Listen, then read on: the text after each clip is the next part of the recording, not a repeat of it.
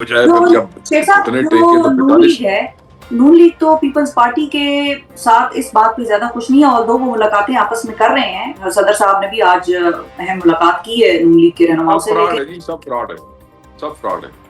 ये सब मिले हुए हैं। ये सिर्फ अपना अपोजिशन लीडर, अपना वजीर आजम लाना चाहते हैं ताकि कल इलेक्शन के अंदर रिगिंग हो जाए।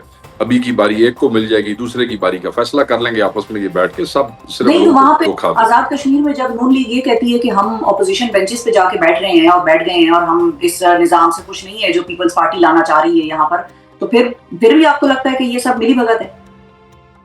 मिली भगत है ना जी। मैंने आपको इतनी लंबी कहानी सुनाई है कि ये क्यों जाके बैठ रहे हैं वहां पे और ये क्यों अपोजिशन लीडर बनना चाहते हैं। अगला इलेक्शन भी तो चंद महीनों के बाद ही है ना। ये अभी इनको कहां से ये सारी जो है इनका जमीर जाग गया है। अगर ये ठीक है, जमीर ऐसे ही जाग गया यहाँ पे सही तो है, भाई आपकी बात समझ आ गई। नेशनल तो फिर असेंबली जब में जगा ये लो मिली ना। भगत सारी आपने हमें ये दास्तान सुनाई है, तो उसमें फिर आप अनवारुल हक को क्या मशवरा देंगे, जो कि टेक्निकली पीटीआई के माने जाते थे और वो कहते हैं मैं तो अभी भी इस्तीफा नहीं दूंगा? देखिए, बस बात सिंपल ही है कि आपने जो इमरान खान की लाइन है आपने उसी के साथ खड़े होना है। चाहे आपकी हुकूमत चली जाए, चाहे आपका कोई भी नुकसान हो जाए। यहाँ एक छोटा छोटा वर्कर कुर्बानियां दे रहा है, तो आप फेस करें, मुकाबला करें। सिर्फ वोटर को क्या उसको कहते हैं, वोटर को मैनिपुलेट करने के लिए आप इमरान खान का नाम या पार्टी का नाम इस्तेमाल नहीं कर सकते। जो हमारी पार्टी के हैं वो है हमारी पार्टी के।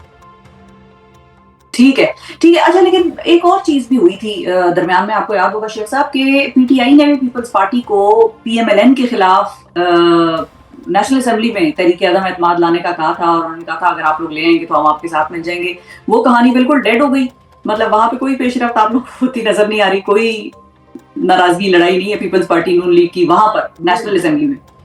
नहीं जी, नहीं, फ्रॉडिये ने आपस में मिले हुए ने, सिर्फ हमें लोगों की अखां दूर झोंक रहे हैं और कुछ नहीं। ठीक है। अच्छा, अब ये बताइए कि जो तारिक फजल चौधरी साहब ने बयान दिया है खान साहब की रिहाई के हवाले से, उसके हवाले से पीटीआई क्या सोच रही है? पीटीआई को क्या समझ आई है ऐसा बयान? मतलब वो क्यों दे रहे हैं? पीटीआई कुछ चाहते भी हैं, वो नहीं, जेन्युइनली क्या चाहते हैं कि खान साहब को रिहा पीटीआई करें? कुछ भी नहीं। नहीं जी, नहीं, क्या बात कर रही हैं आप? पीटीआई कुछ भी नहीं सोच रही। तारिक फजल चौधरी ने हमें ऑफर देनी है, एक हम टीवी के ऊपर बैठ के, जहां पीटीआई का नुमाइंदा भी कोई नहीं बैठा, बातों से बात निकली। एक एंकर ने कोई बात की, दो बंदे ने कोई बात की, तो एवं चौधरी साहब ने आगे बात से बात निकाल के कर दी। भाई वहां आप चीफ मिनिस्टर को मिलने नहीं देते हैं इमरान खान साहब से, किसी से पूछे बगैर। इधर आपने कोई ऑफर लगा दी है। आप इस किस्म की गैर संजीदा हरकत नहीं करनी चाहिए। We don't take it seriously.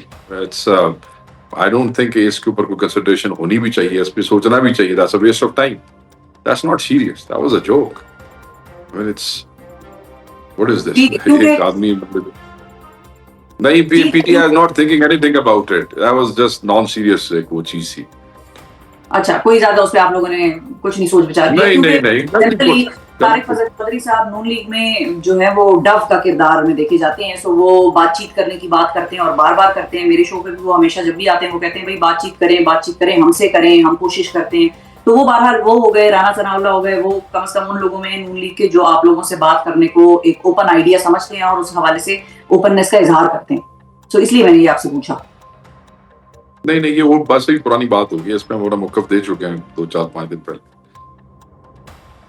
ठीक है, ठीक है। और रिहाई के लिए अभी भी आप लोगों का वही रास्ता है कि अदालत से ही केसेस जो हैं वो फारिग होंगे और उसी तरीके से खान साहब बाहर निकलेंगे, या उसमें इमरान खान एहतजाज का साहब और रैलीज का आंसर शामिल हो गया है आप सुहेल आफरीदी साहब के आने के बाद?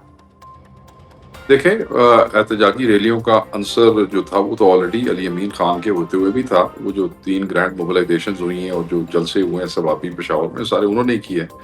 सो जहां से उन्होंने पेस छोड़ा है वहीं से हमारा भाई दूसरा जो है, तो दूसरा इमरान खान का सिपाही है सुहेल आफरीदी, वो इसको पिक करेगा। खान साहब यही समझते हैं कि हमें इन अदालतों के जरिए बाहर आना है, मगर अगर अदालतों में ये हक नहीं देते तो फिर पुरअमन आईनी एहतजाज हक है हर पार्टी का। और वो सुहेल आफरीदी पिछले 2 दिनों से अपनी तकरीरों में आपको बता रहा है कि वो एहतजाज के लिए तैयार है।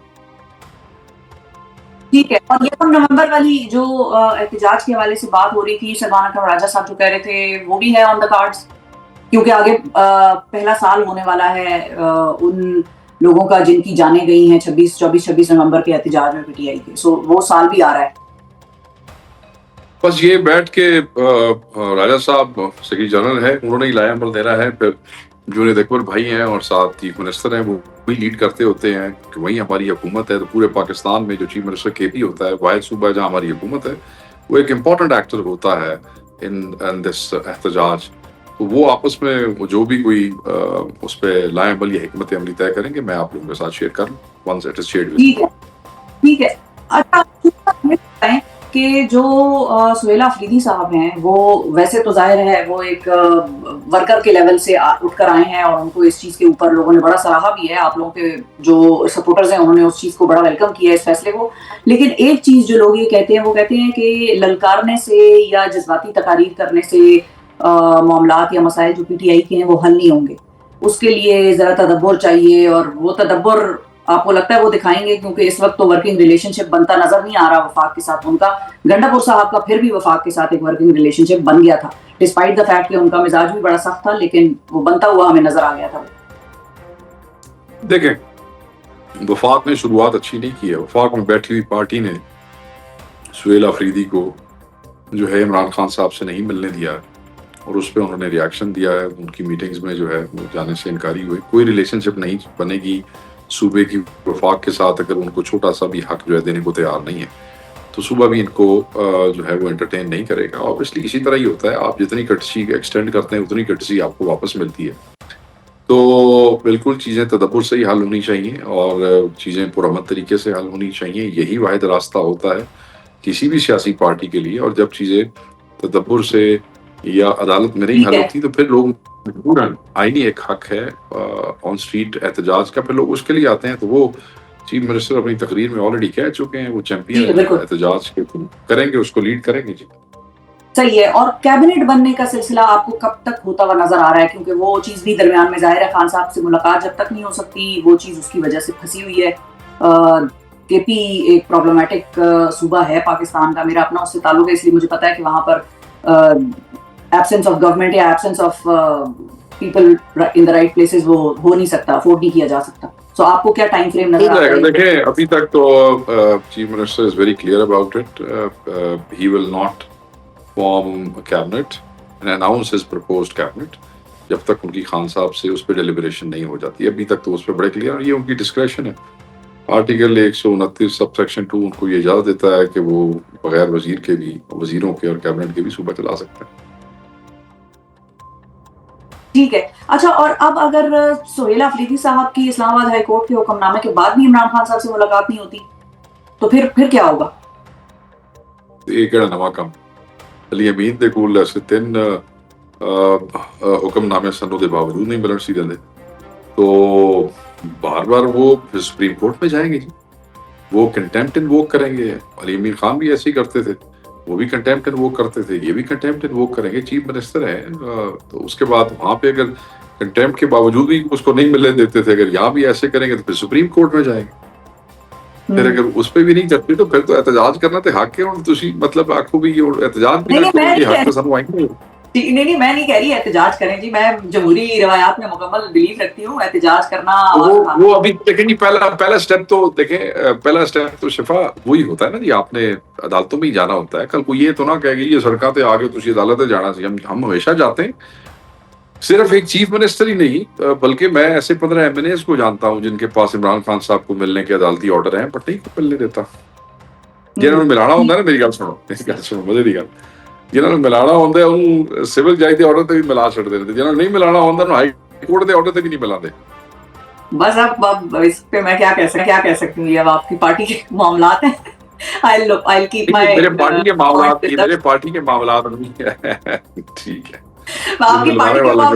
मुल्क के मामलात हैं। अब इसमें क्या कहा जा सकता है? समझ आ गई ये सबको, जो सुनने वाले हैं वो समझदार है, खुद उसके हवाले से फैसला करेंगे कि किनको मिलाया जाता है, किनको नहीं मिलाया जाता। लेकिन फाइनली जाते जाते मुझे ये भी बताइए शेख साहब कि जो ऑपोजिशन लीडर्स का आप लोगों का नेशनल असेंबली में एक मामला चल रहा था, उसके ऊपर अब फाइनल ये डिसीजन हो गया है कि महमूद खान अचकजई और अलामा राजा नासिर अब्बास साहब का कौमी असेंबली में सेनेट में अपोजिशन लीडर बनने का मामला अब ये फाइनल हो गया है। और उमर अयूब साहब और शिबली फराज साहब का जो मामला अदालत देखें फाइनल थी उसी दिन हो गया था जिस दिन खान साहब ने कह दिया था। हमने मैंने भी उस पर दस्तखत किए, वो वहां जमा भी हो गई है। आज सुबह उमर अयूब साहब ने और शिबली साहब ने taking their own personal decisions अपनी जो अपीलें थी वो भी सुप्रीम कोर्ट से वापस ले ली, तो they are not even contesting for that. तो बिल्कुल ये फैसला फाइनल है, हमने तो उसमें अमल दरामद भी कर दिया, हमारी तरफ से तो लेटर मैटर चला गया जी उनको, स्पीकर साहब को। बिल्कुल ठीक है, बिल्कुल ठीक है। मैं बिल्कुल यही पूछना चाह रही थी कि वो उन्होंने खुद अपनी दरखास्त में जो है वो वापस ले ली।